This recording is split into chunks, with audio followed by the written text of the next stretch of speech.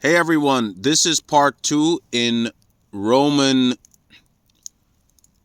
military trials and civilian trials in case of crime or any offenses, okay?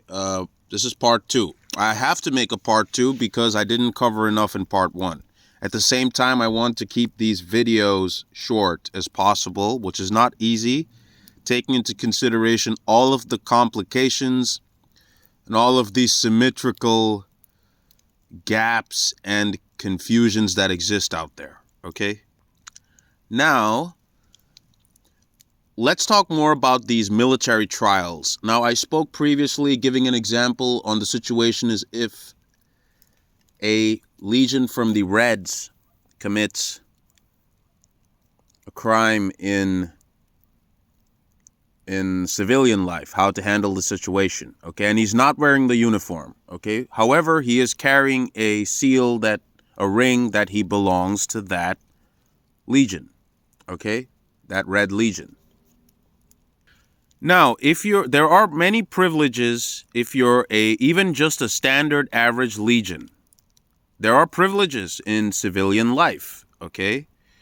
Now, in order to get these privileges, you need to be wearing the seal, okay? Or the ring that your officer will provide you, that you belong to his legion, okay?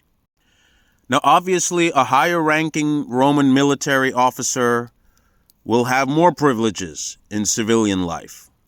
Much more. Maybe he will far more benefits than the legion. Okay, the higher the rank, the more the privileges in civilian life. All you need to do is carry a ring to identify yourself that you're this officer, belong to this legion, etc.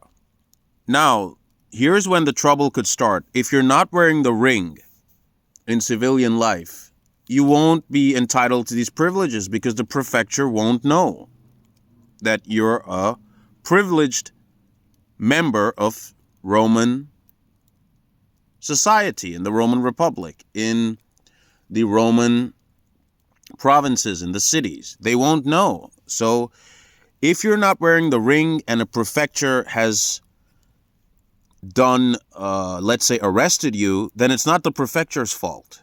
Okay, see, there's a high level of common sense that needs to be applied here because you have to identify yourself by showing your ring if you want these privileges in civilian life, okay?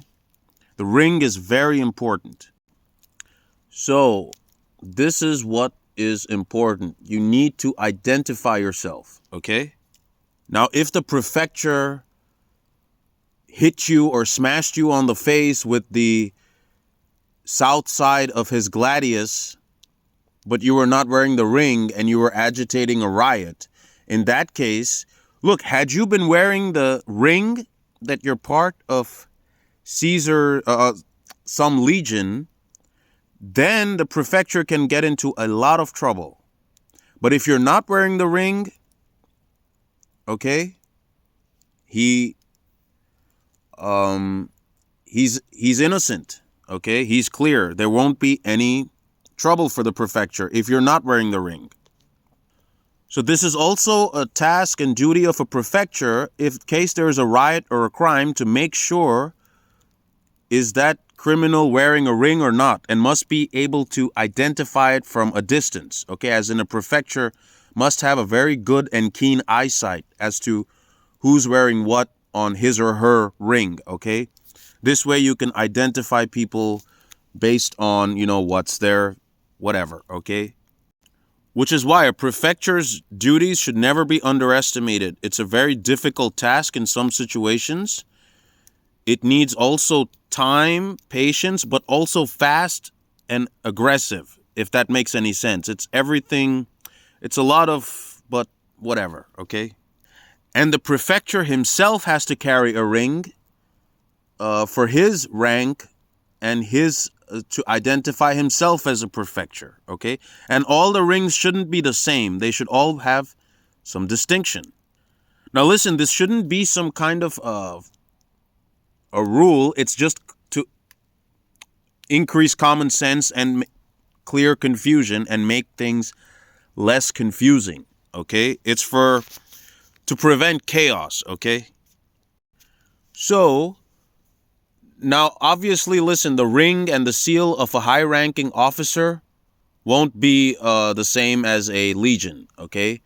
The rank of a prefecture officer and the ring, that seal that he will carry, won't be the same as just a standard average prefecture, okay? So there's a lot of procedure to all this. Look, whatever gets things done in the end of the day, okay, is what matters. However, these traditions should never be neglected, okay? They're very important. This is what holds the structure and the organization and keeps order in these provinces, okay, to prevent any unnecessary, unwanted chaos, okay, or unwanted problems. Look, it's also very important for the prefecture's duties that there should be a proper shift, okay, and the prefectures mustn't be put into duty if they're not well at rest, okay? You must come well rested, as in, did you sleep enough the previous night? Your officer is in charge to make sure that you haven't come exhausted, because if you come exhausted already to prefecture duties, then you have no right to carry out your duties. Your officer or whoever's rank it is mustn't allow you to continue. And likewise, as the ranks, whatever. So, yes. So this is another thing to be taken into consideration. Now, regarding troubles on the sea or issues concerning the Navy, okay? Look, Caesar's Blue Legion has a naval unit as well. So if there is, now look, the Navy and the ground forces are not the same, okay? Because the Navy is a different unit. In case there's someone from the Navy who commits a crime in civilian life, he has to go to a naval trial, okay? As in a Roman trial of the Navy. Now there's a unit in Caesar's Blue Legion that the naval unit of Caesar's Blue Legion will tackle any crimes committed by the Red Navy on the sea or in civilian life. And of course, if you're also part of the Navy, you also have privileges in civilian life, okay?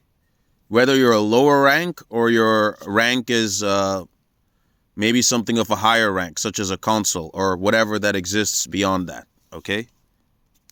So if there's any trouble at sea, some crimes, or let's say a naval officer or a naval average soldier committed a crime in civilian life, Caesar's Imperial Blue Navy, the color Imperial Blue, they will conduct a trial, okay? That's enough in this video. And check out some links in the description box below if you're interested. See you people later.